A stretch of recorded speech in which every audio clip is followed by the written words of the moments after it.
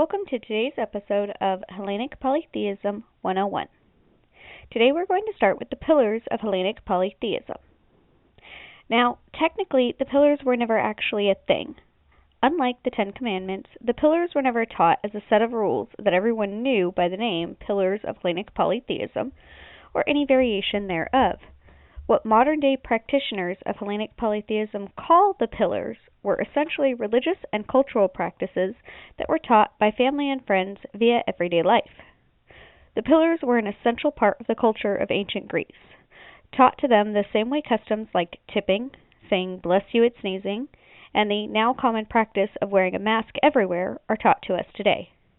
In recreating Hellenic polytheism for the modern age, the pillars grew out of a need for a set of guidelines to help us recreate a very old religion. The first one we will be discussing is Xenia. Xenia means guest friendship and is a set of rules for when a guest comes calling on your home. This set of rules applies to both the guest and the host. It is one of the most sacred rules in Hellenic polytheism and features heavily in several myths, as well as the Iliad and the Odyssey. Oftentimes, the myth shows what happens when someone fails to follow the rules, and it is never a good thing. Zeus himself, under one of his epithets, Zeus Xenios, is the embodiment of the religious obligation of being hospitable as both host and guest. In general, the host was meant to be hospitable. This included providing the guests with food, drink, gifts, protection, and even safe travel to their next destination. The guests were required to not be a burden or a threat. They were required to provide news and tales of where they had been and to reciprocate if the host ever showed up at their place. In the Iliad, violation of Xenia led to the Trojan War when Paris, the guest, kidnapped Menelaus, his host's daughter. The Achaeans were required to avenge this insult because violating Xenia was a massive insult to Zeus and his authority as Zeus Xenios. In the Odyssey, when the suitors of Penelope began to eat her out of house and home, they violated Xenia by being a burden to her. They also violated Xenia by being rude to their host and the other guests in the home. But how does someone practice this in the modern world where travel is almost always safe and news is delivered to our home not by bards, but by social media and the internet? Xenia should be a belief that guides us every day, because every day we play host or guest in our community.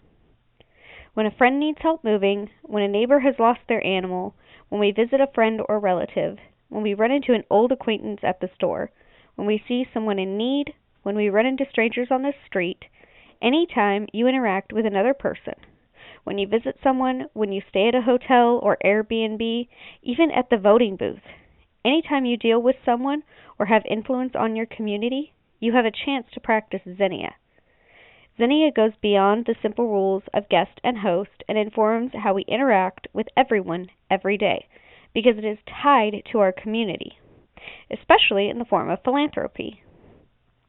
Let's break this down bit by bit so you can see good examples of exactly how Xenia can inform each of these interactions. Some of these examples will simply be examples, and some of them will be reflective of real-life situations I or others have faced in the last few years. First example, a few years back, the home I shared with my mom, my sister, and my children caught fire. We were left with very few personal items and no place to live. My uncle, who lived several hundred miles away, practiced Xenia by offering to pay for the deposit and move-in fees for an apartment complex. The community we lived in practiced good Xenia by donating items we badly needed, such as beds, clothing, toys for the kids, much-needed housewares like microwaves, pots, pans, and silverware. Several of the members of the community organized a drive to help us replace many of the items we had lost and guided us to food banks that helped us with electricity deposits and the first few months' worth of bills. Every person we interacted with practiced Xenia, even if they had no idea they were doing so at the time. About 2 years ago, we found a small dog in front of our local grocery store. There was no collar, no chip, and the poor thing was half-starved and filthy. We took it home, cleaned it, cared for it, and then took actions to return the puppy to her rightful owner. We put up signs, made posts on Facebook, called every animal shelter in 80 miles, searched lost and found pages, groups, posts on every social media site we could think of. 3 days later, we found the owners, a newlywed couple who had come home to find the front door of their home open and the puppy they had gotten 2 weeks ago gone. When we took care of the animal and made every effort to find her owner, we put into practice the basic principles of Xenia by playing good host to the animals in our care. Xenia does not just inform our actions for people, but also informs how we should treat every living thing. Now, for an example that includes both good and bad activities. In its purest form of being a guest and a host, we are going to be discussing good actions, practicing Xenia, and actions which violate Xenia. Say you are visiting a family out of town and you bring a bottle of wine. The wine is a good gift on your part as a guest, and it is an example of good Xenia. You don't overstay your welcome. You go home early because you know your hosts have an early morning the next day. You take care not to cause any mess, and you use your manners. Then, 2 weeks later, your host pays a visit to you. They bring their spouse and kids along. They fail to bring any gift, allow their kids to eat all the snacks in your cupboard, drink all of your soda that was supposed to last you all week, overstay their welcome by sticking around for dinner, even when it's very obvious that you didn't plan on having an extra 5 people over for dinner. They don't clean up after their kids or even watch them, and they don't leave until after 10 p.m., even though you've mentioned time and again that you have to leave at 6 tomorrow morning for an early start to work. Outside of paying a return visit to you, your guests have been a perfect example of how to violate the rules of Xenia at every turn. And we all have those friends or family members. The ones who can never take a hint and eventually wind up being unwelcome at your house or any other simply because they violated the rules of Xenia so often. Now, let's turn to how we can practice Xenia in everyday actions. When we run into strangers or acquaintances, we can practice good Xenia by simply inquiring after them if they have the time. Simply saying, "Hey, how's it going?" Or, "Hey, how are you?" And waiting for an answer can go a long way in being an extension of Xenia outside the home. Hell, even my job has made Xenia a rule of thumb without even knowing it. We usually stand, smile, and greet every customer. We move around the counter to sit with them at the table when we take an application, and we take the time to get to know them. We offer small snacks and candies. We also offer bottles of water alongside coffee and soda.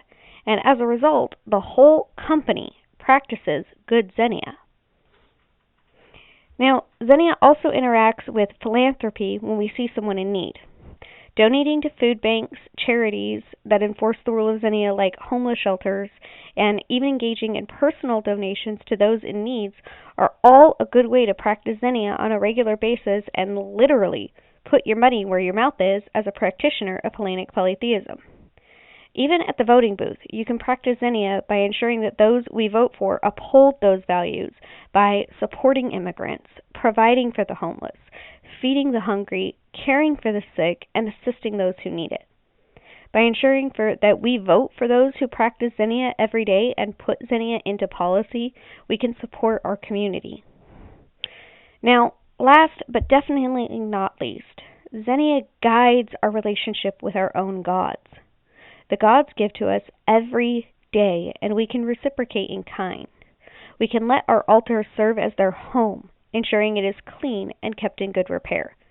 We can make sure that they have appropriate offerings, and this can include something as simple as clean water, bread, incense, or a dash of olive oil.